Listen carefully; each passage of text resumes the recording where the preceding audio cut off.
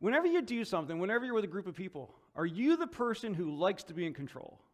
Are you the one who kind of wants to pick where you go and where the group, what the group does and, how we're going to go about it? Is that kind of you? Yeah. Not me. Never. Never, ever. Yeah, people are like, liar, liar. Yeah, that is indeed me. That is indeed me.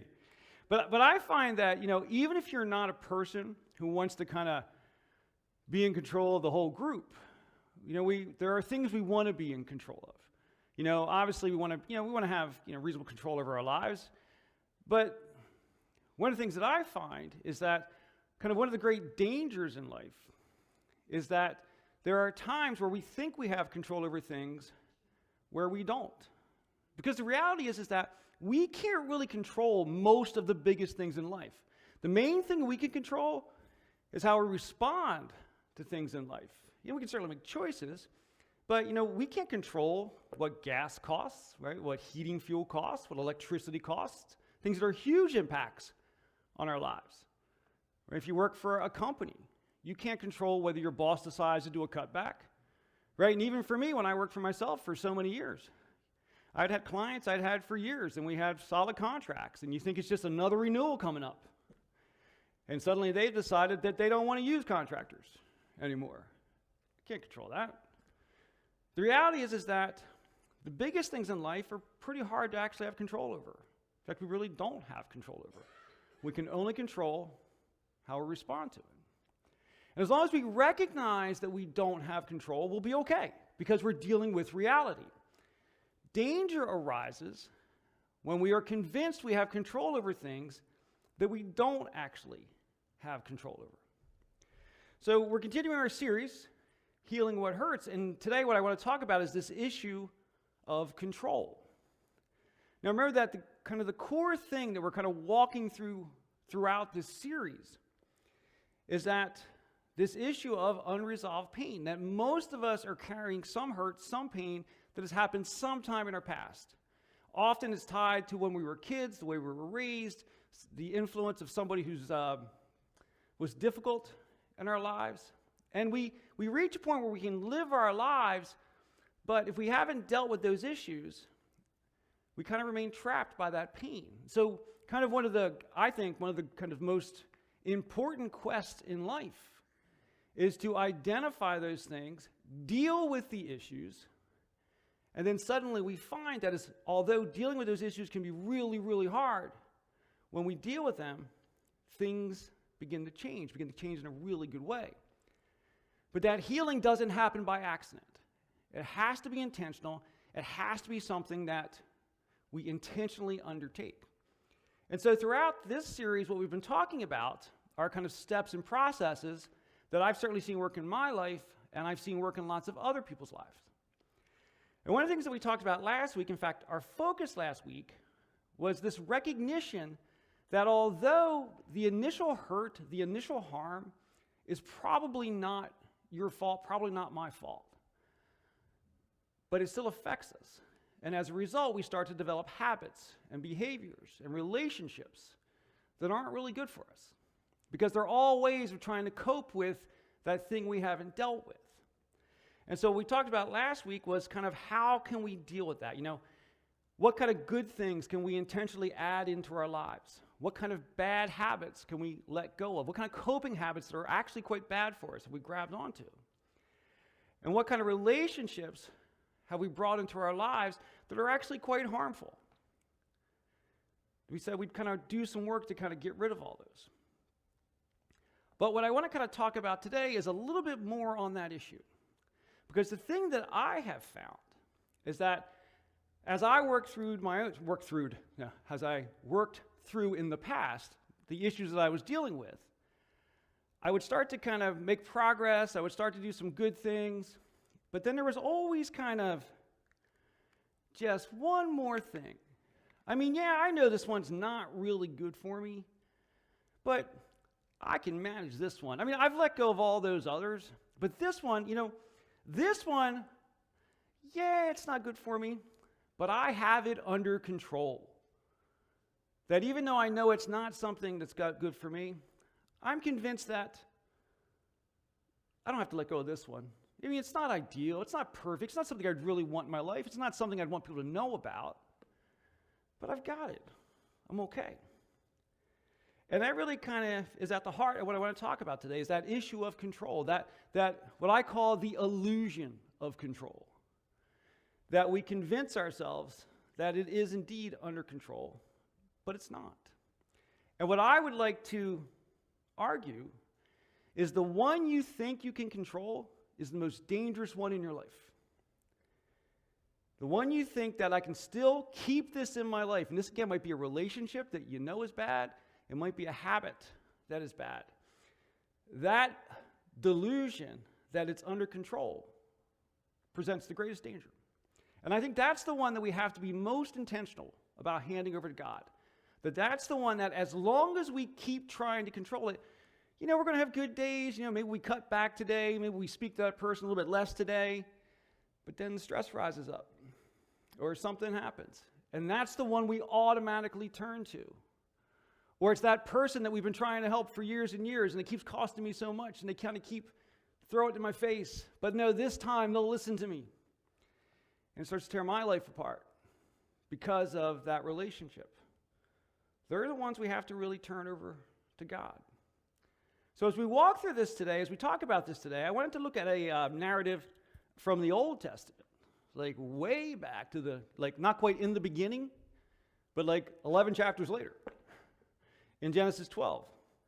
And it's about a guy that you have almost definitely heard of, Abraham. Now, out of curiosity, how many people have ever heard of Abraham? It's most of us, right? Most of us heard of Abraham. Now, do you know he has another name? Abram, right? When we meet Abraham, we know him as Abram. His name is later changed to Abraham. But it's the same person. So if you look at the narrative of Abraham, it's actually quite a lengthy narrative. And we're going to look at a tiny little piece of it. But in that tiny little piece, we're going to see a lot about the things we need to let go of. Now, when we first meet Abram, we don't really know much about him yet, but we meet him as he's feeling led by God to do something. He's actually feeling led by God to make a really big change. It says that the Lord had said to Abram, leave your native country, leave your relative, leave your father's family, and go to the land that I will show you. Now, we don't really know much about Abraham. If you kind of read the part before that, we just kind of know he's been kind of living in his father's kind of clan sort of thing. And living in the patriarchal clan is kind of how you lived at that time, right? You actually had this issue of, that was kind of your security, right? That, you didn't have police forces. You didn't really often have towns. You were often more nomadic or kind of outside of town boundaries. But often these clans could get really large because you would have the father in charge of it. His sons would be part of that, and as they raised families, that would be part of it. As the father aged, generally the oldest brother would rise up to take over the clan. And in that clan is where you found your identity. It's where you found your belonging. It's where you found safety and security. So, with a light reading, it sounds like, well, God's just telling Abram to move. But what he's saying is, leave everything that gives you security. And trust me, leave all of that behind. And God says, if you're willing to do that, I have a promise for your life. He says, I will make you into a great nation. I will bless you and make you famous. And you will be a blessing to others. So we already know that promise comes true. Almost all of us know who he is. In fact, Abram is actually considered part of the history of Christians, Jews, and Islam. So that's like 5 billion people alive today traced their faith history back to Abram. So he truly is famous. Great nation, the nation of Israel, descends from his descendants. A blessing to the whole world. Jesus is born of his descendants. So we know that promise actually comes true. And the thing I'd like to present for us is that Abraham is not the only person who has promise in their life. We all have promise in our lives. That God has a specific promise in your life. But in order to do that, in order to live out the fullness of that promise, we all have things we have to let go of. We all have things that we would do better to move on from. And like Abraham, we have to make that choice. Abraham is about to let go of everything important to him. He has to trust God, surrender to God in this journey. Now, I believe that we all can benefit from being willing to surrender things to God. But what I want to really be clear about, that when we surrender to God, when we surrender our lives to the care of God, as we allow God to really lead our lives, that does not mean, say that again, that does not mean that we disengage from our lives. You know, sometimes people look at that kind of being mindless. Oh, I've just turned it all over to God. I just don't know what's going to happen. I don't know what to do. That's not what turning our lives over to God means. It's actually quite the opposite. It's actually choosing to engage in our lives in a meaningful and real way. It's about taking responsibility for the things that we have in our lives that aren't really working for us. It's about taking responsibility to be loving towards others and care for others. What it really comes down to is that as we turn our life over to the care of God, we start to look at ourselves more honestly, we start to look at life more honestly, and we start to realize that we cannot control everything. And as we come to that realization, we recognize there are things we can't control, and those things we trust to God to carry us forward. And what we will find is that as we surrender that bit of control, we start to get a bit healthier. And that really starts to change our lives. Now, Abraham decides that, yeah, I'll take that journey. I'll go on that journey. So it tells us that. So Abram departed as the Lord had instructed, and Lot went with him.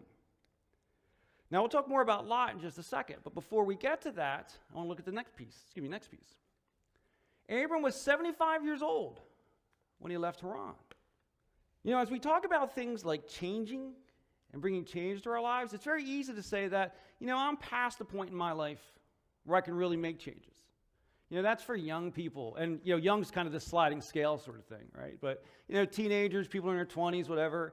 I used to work with a guy at 38 years old. He said, I got a mortgage to pay. I can't change anything anymore. And that was really discouraging to me. Because I was like 32 at the time, or 31 at the time.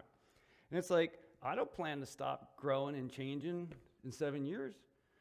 But my point is that at some point, we reach a place in our lives where what we're doing seems to create so much either security or rigidity or sometimes fear that changing anything gets too hard.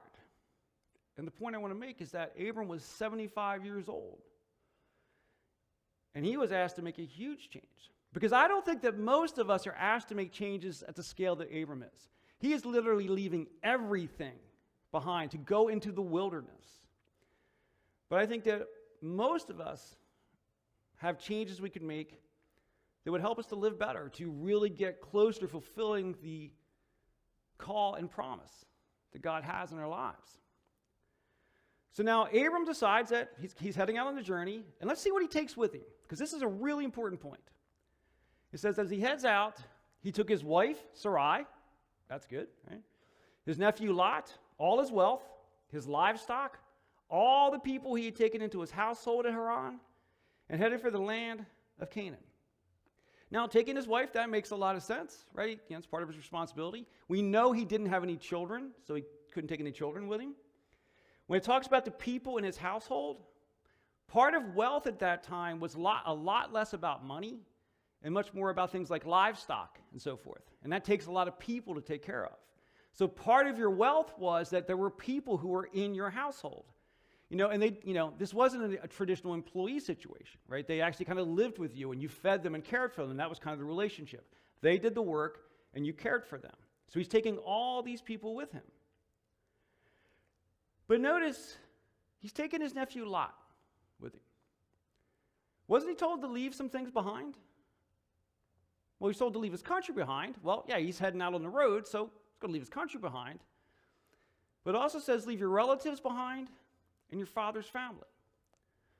Lot was Abram's brother's son. That's a relative and his father's family. And just to be clear, Abram's 75. Lot is not a child that Abram was responsible for. For whatever reason, Lot was willing to give a whole bunch of things up and leave a whole bunch of things behind. But he wasn't willing to leave Lot behind. And what we will find is that as Abram heads out on this journey, he's going to run into a bunch of trouble along the way. And a bunch of that trouble that he deals with comes from having Lot. Abram was willing to let so much go, but there was just that one thing that he wouldn't let go. And we'll see that it complicates virtually every aspect of his journey. He thought he could control that one thing, but it turns out he can't. Now, as Abram heads out, aspects of his journey actually goes really well. We actually find out that Abram actually gets wealthy. He starts to have more livestock, he has silver and gold, he's picking up more workers, so things are going really well for Abram, and not just Abram. It says that Lot, who was traveling with Abram, had also become very wealthy, with flocks of sheep and goats, herds of cattle, many tents. So check it out. They're like both loaded. Right? From this standpoint, this is big wealth to have all those things. So if they're both loaded, right, everything must be going great. Right? They got money, they got resources, they're out on the road. But it turns out not quite. It says that, but the land could not support Abram and Lot with all their flocks and herds living so close together. So if Abram had gone out on his own, this problem wouldn't even have happened. But now, because he brought Lot, problems are starting to arise. And we might say that, well, that's Abram's choice. If he wants to deal with that, he can. Except, it says, so disputes broke out between the herdsmen of Abram and Lot. And that's one of the key things I want us to understand is that when we carry habits forward, as we stay in bad relationships, we often think it's my choice. If it affects me, who cares? It's my life. Except it never just affects you. It never just affects me. It affects all the people in our lives. That those things that we won't let go of and we carry along with us complicates our lives, and it complicates the lives of the people who love us and who are in our lives. And let's think about this situation, right? These guys are having success, right? They should be enjoying themselves. Abram should be super psyched about the situation. But he can't, because he brought Lot. You know, and I think about those times in our lives where we have that bad relationship, that negative habit, that kind of just carry it with us. Or maybe it's that hurt that we still haven't dealt with. Those things that are negative for us that we just keep carrying with us, but we think we've kind of got them under control, we kind of got them put away. But then what happens? When do they show up? When things start going well, and you think you've got it, and you think this is going to be a good time, everything's going to be fine, it pops up.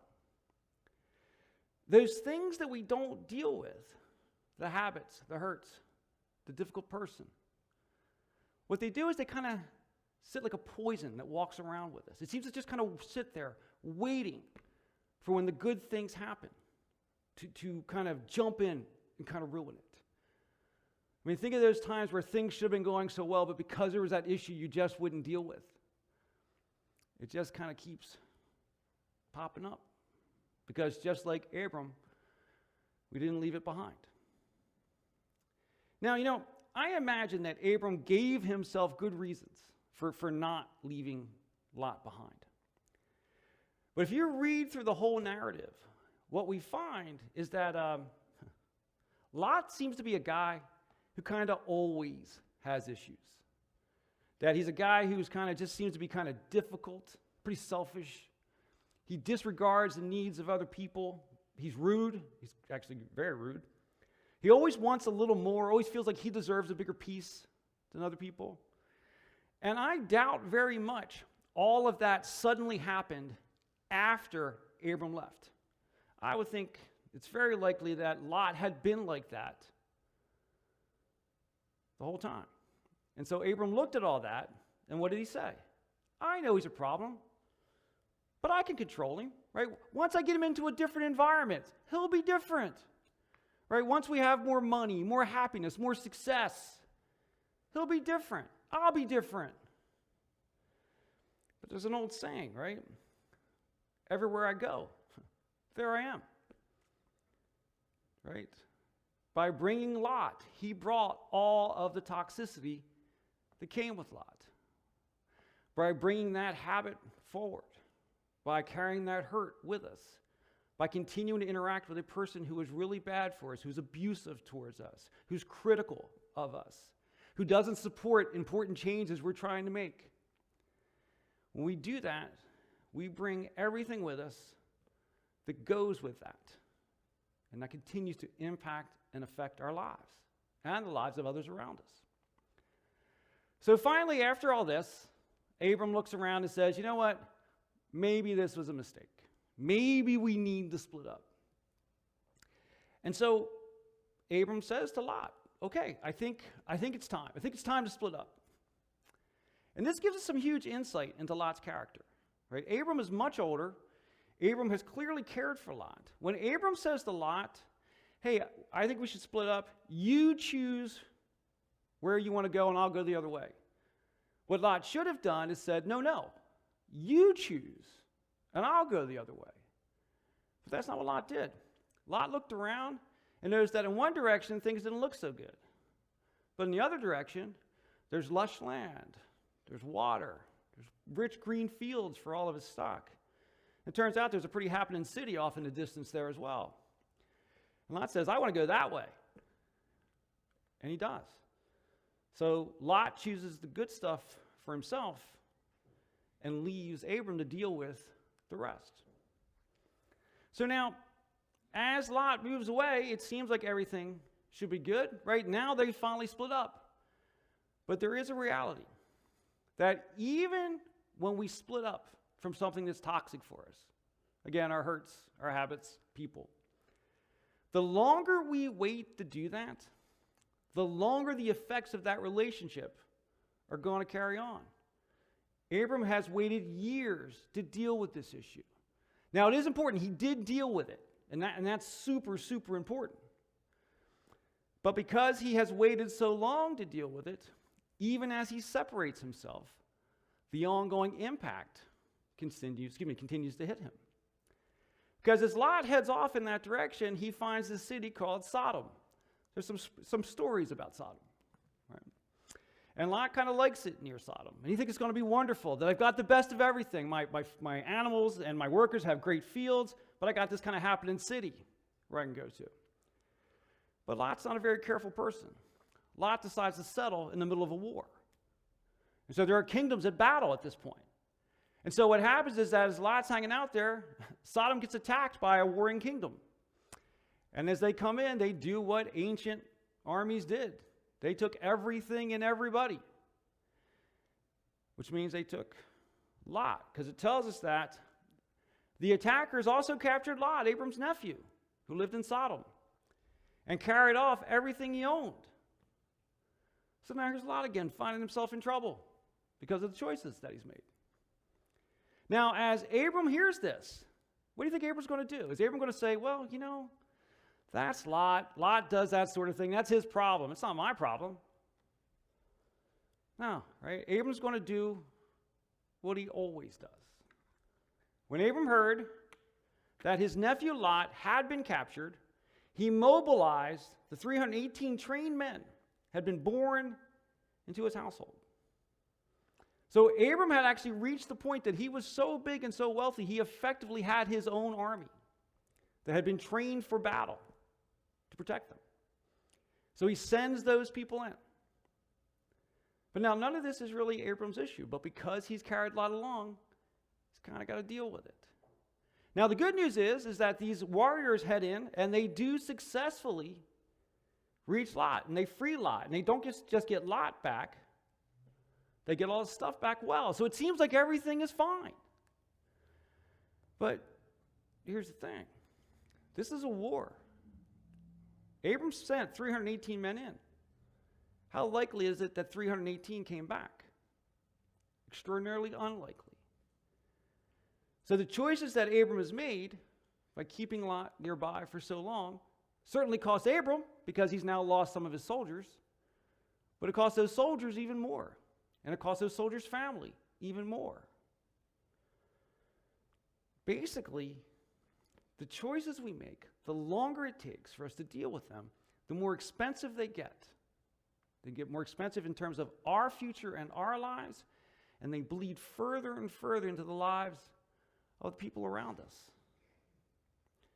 Now, if you were to continue reading through the narrative, you find out that Abram continues to have problems because of Lot. But eventually they do subside, and eventually Abram is free from the influence of Lot.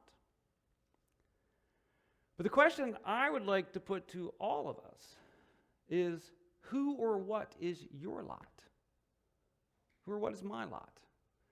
Who or what is that one thing that, although you know isn't good for you, that I know isn't good for me, that we keep in our lives? That one thing, again, that person, that habit, that issue that you know you need to deal with, but you're just not going to deal with it right now because I'm convinced that I've got it under control, or I'm not hurting anybody but myself. This is my choice, my life. What is that for each of us? Because I think we all have one. And the greatest danger that we have in our lives is convincing ourselves that we can control something that we cannot control. And I would put forth as evidence, if we know something is bad for us, and we come up with reasons to keep doing it, that proves we do not have control. We just think we do. And that's when we get hurt. And that's when it's going to cost us. And it's going to cost the people around us. And it actually really throws our life kind of off the rails sometimes. Sometimes they're small things, sometimes they're bigger things. But they all have a cost, and they all will come around to collect at some point. Whatever it is in your life, be willing to make that change. But now, as I say that, I think a natural thing that will pop up in our minds is that, well, I've had this issue for 5 years, 10 years, 20 years, 30 years. It's too late for me. You already said that if I wait too long, it's going to keep costing me. Well, it costs more, but you can still break free. Even for Abram, who traveled with Lot for years, eventually it started to go away.